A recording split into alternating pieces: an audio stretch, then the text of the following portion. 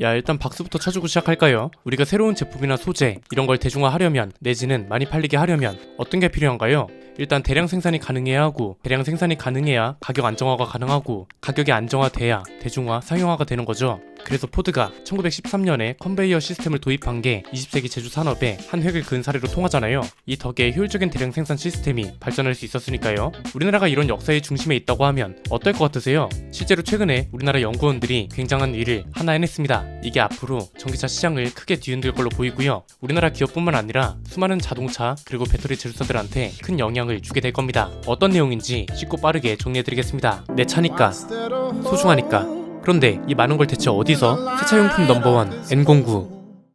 전고체 배터리 하면 어떤 게 떠오르시나요? 약간 전기차 시장에 관심 있는 분들한테는 꿈의 배터리, 꿈의 소재 이런 걸로 통하지 않나요? 이게 한 2년 전까지만 해도 전기차 시장이 미래가 될 거라는 말이 많았는데 어느 순간 걸림돌들이 많아지면서 소식도 비교적 잠잠해졌습니다. 그런데 한국전기연구원이 전고체 배터리 개발에 성공했다는 소식이 들려왔습니다. 와, 이건 진짜 연구원분들 고생 많으셨다고 말씀드리고 싶네요. 한국전기연구원이 이번에 개발한 게 액체 전해질을 고체로 바꿔서 화재 위험성을 낮추고 대량 생산이 가능한 소재의 원천 기술 개발을 성공했다고 합니다. 여기서 중요한 건 원천 기술 개발만 성공한 게 아니라 제조 단가까지 낮췄다는 겁니다. 박준호 선임연구원이 말을 들어보면 황화 리튬이라는 소재가 굉장히 비싼데 이걸 아예 사용하지 않고 제3의 물질을 사용해서 가격 절감을 무려 25분의 1 수준으로 했다고 하고요. 이게 대량 생산에 아주 중요한 역할을 할 거라고 합니다. 이게 꿈의 배터리를 현실로 만들어줄 수 있는 중요한 열쇠인 이유가 황화 리튬이 1kg에 무려 1000만원이나 한다고 하거든요. 이렇게 비싼 원재료를 쓸 필요가 이제는 없게 됐으니까 가격도 잡고 대량 생산도 가능하도록 하는 걸 한국전기연구원이 해냈다 이겁니다.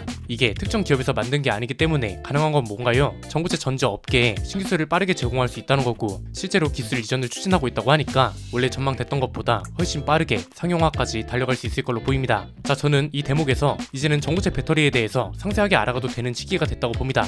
왜냐면 이제는 단순히 꿈이 아니라 현실로 성큼 다가온 거고, 오늘 내용을 쭉 보시면 아시겠지만 실제 차주들이 이 전고체 배터리를 만날 수 있는 날도 머지 않았다는 거잖아요. 정리해보면 이렇습니다. 크게 세 가지인데요. 첫 번째는 일단 전고체 배터리가 도대체 뭐길래 다들 난리냐 이겁니다. 전고체 배터리는 말 그대로 고체가 중심인 배터리입니다. 야, 지금 쓰고 있는 배터리도 고체인데 무슨 소리냐? 이렇게 생각하실 수도 있는데요. 여기서 말하는 고체는 배터리 내부에 있는 전해질이 액체가 아닌 고체라는 겁니다. 현재 보편적으로 쓰이고 있는 게 리튬이온 배터리잖아요. 리튬이온 배터리는 전해질이 액체입니다. 여기서 말하는 전해질은 뭐냐면 아주 쉽게 말하자면 전류가 흐르도록 해주는 물질이라고 생각하시면 됩니다. 반대로 전류가 통하지 않는 물질은 비전해질이라고 하겠죠. 리튬이온 배터리 구조를 보면 이렇게 생겼습니다. 양극재와 음극재 사이에 액체 전해질이 있고요. 액체 전해질 사이에는 고체 필름으로 된 분리막이 존재합니다. 그냥 액체 전해질을 물이라고 생각하면 쉽습니다. 액체이기 때문에 외부 충격으로 전해질이 흘러나올 수도 있고, 외부 온도에 따라 증발이 되거나 겨울이 되면 물이 얼죠. 그래서 액체 전해질의 전류 전달도 둔해지는 거고, 화재 위험으로부터 겨울철 효율 하락까지 모든 문제가 발생하는 거죠. 그런데 전고체 배터리는 전해질이 고체입니다. 액체 전해질의 단점을 거의 모두 해소했다고 보면 되는데요.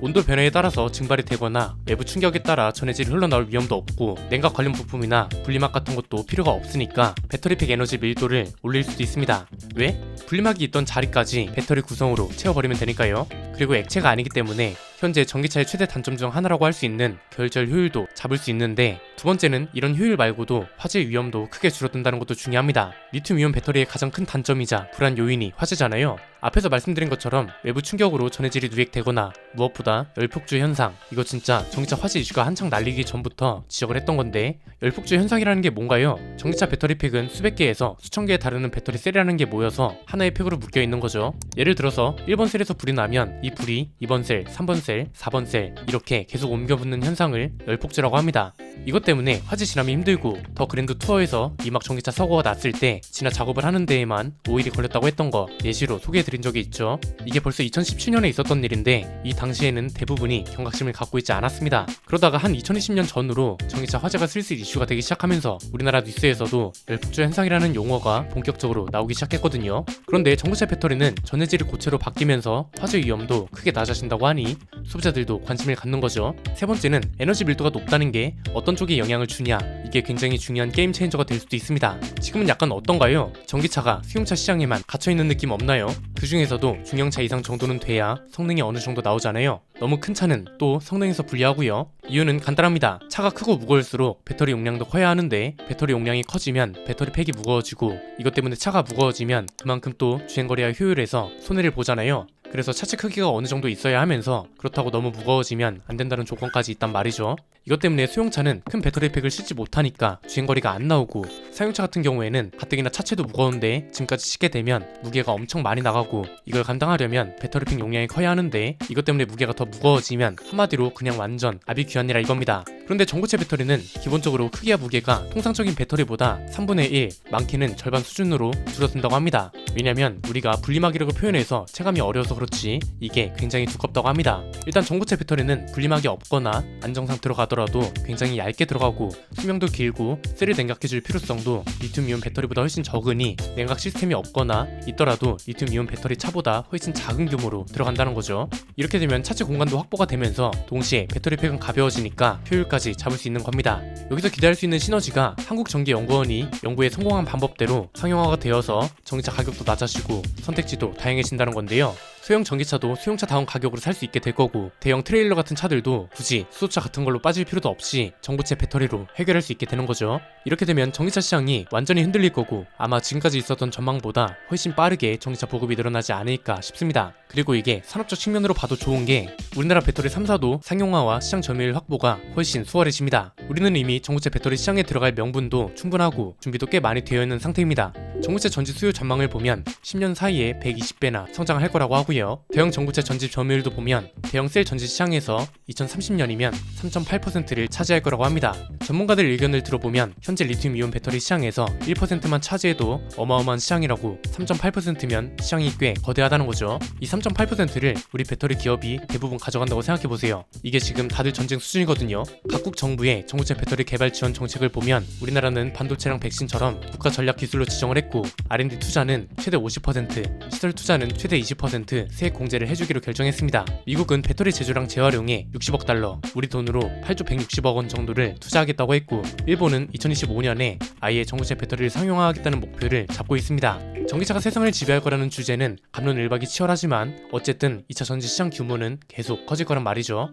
왜? 순수 전기차가 됐든 플러그인 하이브리드가 됐든 배터리가 쓰이는 차가 많아지는 건 맞으니까요. 그래서 우리 배터리 기업 3사도 대부분 2026년에서 2030년에 전고체 배터리 준비를 끝내고 상용화하겠다고 밝혔죠. 이걸 이제 한국전기연구원이 크게 앞당겼다는 겁니다. 황화물계 전고체 배터리를 만들 필요도 없고, 이렇게 되면서 가격도 저렴해지고 대량 생산까지 가능하다고 하니까 각 기업들은 이제 이런 기본 베이스를 가지고 배터리팩을 상품화하면 그만인 거죠. 이렇게 되면 이제 충전 시간 같은 것도 신경 쓸 필요가 없게 되면서 사실상 전기차가 가지고 있는 거의 모든 단점이 해소되는 겁니다. 자, 그렇다면 모든 과정이 무조건 순탄하기만 할까요? 물론 그렇진 않습니다. 아직 해결해야 하는 과제가 없는 건 아니거든요. 일단 지금 연구가 완료된 기술을 자동차에 어떻게 적용할지부터가 관건입니다. 이건 이제 현대차그룹을 비롯한 전기차 제조사들도 같이 머리를 맞대야겠죠. 전류 흐름을 원활하게 하고 성능도 높여야 하는 게 큰 과제고요. 그리고 이걸 시장성 측면으로 보면 이미 시장을 장악하고 있는 리튬이온 전기 시장을 어떻게 뚫고 들어가느냐도 문제입니다. 얘보다 저렴하고 좋다는 게 시장에서도 먹혀야 자동차 제조사들도 사용을 할 거잖아요. 원재료를 어디서부터 구할지도 문제고요. 한국전기연구원이 말하는 제3의 물질이 뭔지는 모르겠지만 이것만 가지고 배터리를 만드는 게 아니고 결국 중국에 원재료 의존을 꽤 많이 할 수밖에 없을 텐데, 이걸 또 미국과의 정치 외교적 관계에서는 어떻게 적용해서 풀어나갈지 이것도 참 어려운 과제라고 봅니다. 이런 것만 해결되면 공급이 원활하게 되도록 해서 공급과 수요 균형에 따른 대중적인 가치 실현, 이걸 이제 누가 먼저 선점하느냐에 따라 점유율을 가져가겠죠. 이건 뭐 작은 회사도 아니고 삼성, LG, SK 정도면 충분히 빠르게 할 수 있을 것 같네요. 킬로그램당 1000만 원이나 하는 소재를 안 써도 되도록 만들어준 우리 연구원들 덕에 전고체 배터리 상용화라는 게 되기까지 굉장히 많은 시간을 앞당겼다고 보고요. 전기차에 관심 있는 분들도 궁금해하던 전망이라 내용을 쭉 정리해봤습니다. 여러분들의 생각은 어떠신가요? 오늘 내용은 여기까지입니다. 내용이 유익하셨다면 구독과 좋아요, 알림 설정 부탁드립니다. 지금까지 저는 안피디였습니다. 감사합니다.